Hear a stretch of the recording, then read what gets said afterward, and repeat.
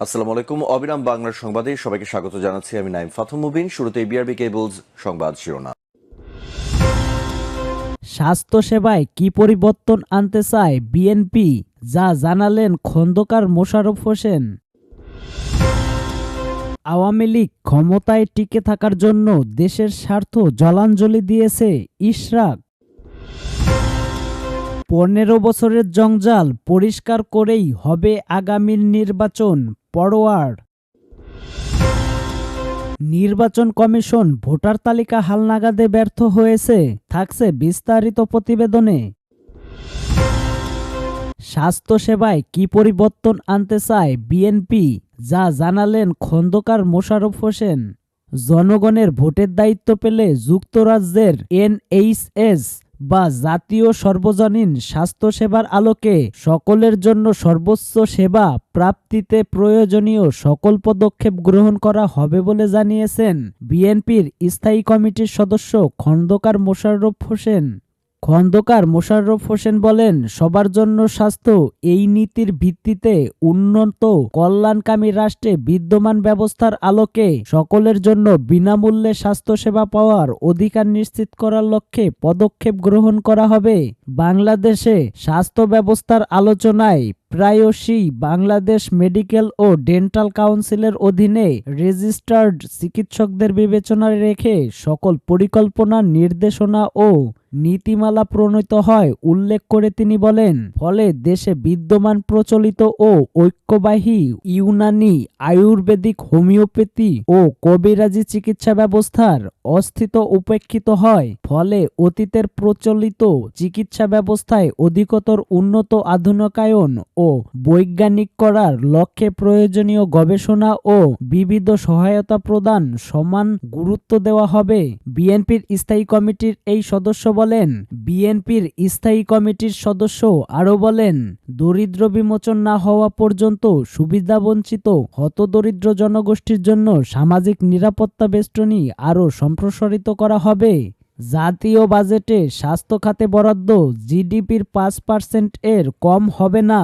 প্রাথমিক ও প্রতিরোধকমূলক স্বাস্থ্যসেবা নিশ্চিত করার লক্ষ্যে পর্যাপ্ত সংখ্যক প্রশিক্ষিত নারী ও পুরুষ পল্লী স্বাস্থ্যকর্মী ব্যবস্থা করা এবং সংক্রামক ও অসংক্রামক রোগের চিকিৎসা, শিক্ষা এবং গবেষণা সুবিধা নিশ্চিত করতে হবে। আওয়ামী লীগ ক্ষমতায় টিকে থাকার জন্য দেশের স্বার্থ জলাঞ্জলি দিয়েছে ইশরাক। বিএনপির আন্তর্জাতিক বিষয়ক কমিটির সদস্য ইঞ্জিনিয়ার ইশরাক হোসেন বলেছেন, আজকে রাষ্ট্রকে সংস্কার বা মেরামত জরুরি হয়ে পড়েছে। রাষ্ট্র স্থায়ী কিন্তু সরকার পরিবর্তনযোগ্য। তারেক রহমান রাষ্ট্র সংস্কারের যে 31 দফা দিয়েছেন তাতে কয়েকটি বিষয় নিশ্চিত করা হয়েছে। এর মধ্যে একটি হলো রাষ্ট্রের অস্তিত্ব বা কাঠামো বা স্থায়িত্ব করা, যার মাধ্যমে আমরা যে কোনো সিদ্ধান্ত নিতে পারবো। আওয়ামী লীগ সরকার নিজে ক্ষমতায় টিকে থাকার জন্য দেশের স্বার্থ জলাঞ্জলি দিয়েছে। ইশরাক হোসেন বলেন, দেশের প্রথম সাংবিধানিক সংকট তৈরি করেছিল শেখ হাসিনা।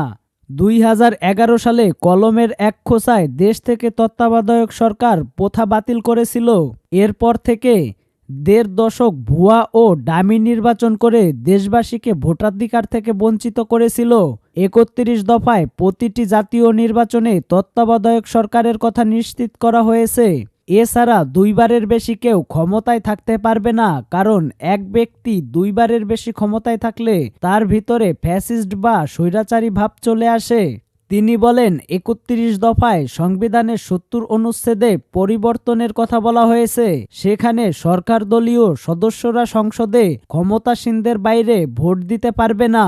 জাতীয় স্বার্থ রক্ষায়ও তারা বিপক্ষে ভোট দিতে পারবে। দ্বিকক্ষ বিশিষ্ট পার্লামেন্ট সহ নির্বাচন কমিশনকে সংস্কার করা হবে।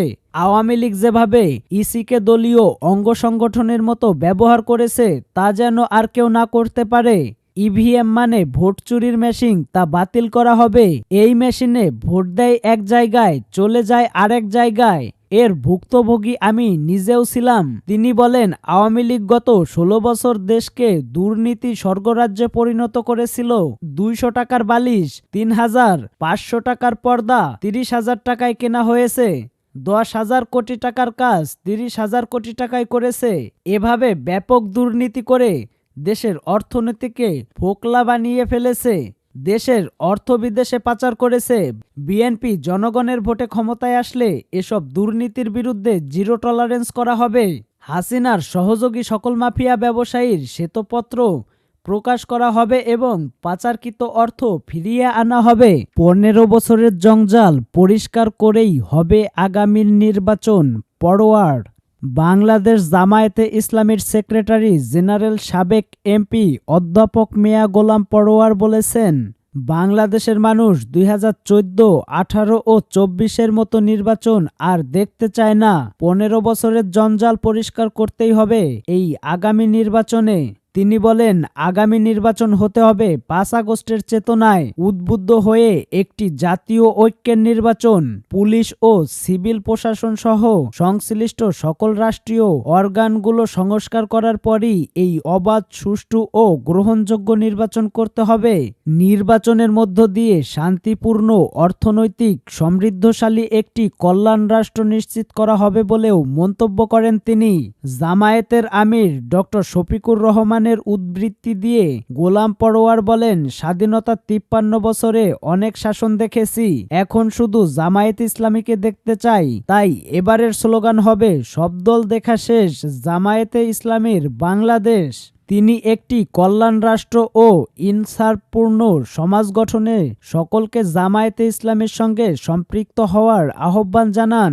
নির্বাচন কমিশন ভোটার তালিকা হালনাগাদে ব্যর্থ হয়েছে, থাকছে বিস্তারিত প্রতিবেদনে।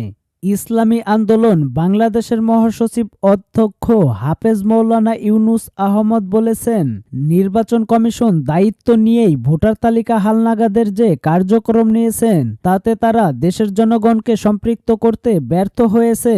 তিনি আরও বলেন, অতীতের ফ্যাসিস্ট সরকারের সময়ে নির্বাচন কমিশন যেমন ভোটারবিহীন নির্বাচন আয়োজন করে বিতর্কিত হয়েছে, তেমনিভাবে বৈষম্য বিরোধী ছাত্র আন্দোলনের পরে নবগঠিত নির্বাচন কমিশন বাড়ি বাড়ি গিয়ে নতুন ভোটারদের ভোটার তালিকায় অন্তর্ভুক্ত করার হোঁচট খেয়ে জনগণের মনে নতুন প্রশ্নের জন্ম দিয়েছে। ইসলামী আন্দোলন বাংলাদেশের মহাসচিব বলেন, বাংলাদেশে জন্মগ্রহণ করা অনেক নাগরিক স্থায়ী ঠিকানাবিহীন থাকার কারণে তাদের ভোটার তালিকার বাইরে রাখার সংবাদ উদ্বেগজনক।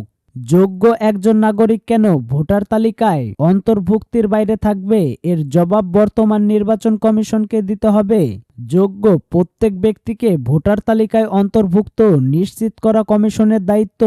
সবাই ভোটার হওয়ার যোগ্য প্রত্যেক নাগরিককে ভোটার তালিকায় অন্তর্ভুক্ত করার নিশ্চিত করতে হবে এবং সময় বৃদ্ধি করে ব্যাপক প্রচারণা চালানো এবং স্থায়ী ঠিকানাবিহীন ব্যক্তিদের ভোটার তালিকায় অন্তর্ভুক্তির ক্ষেত্রে কার্যকরী পদক্ষেপ নিতে আহ্বান জানানো হয়।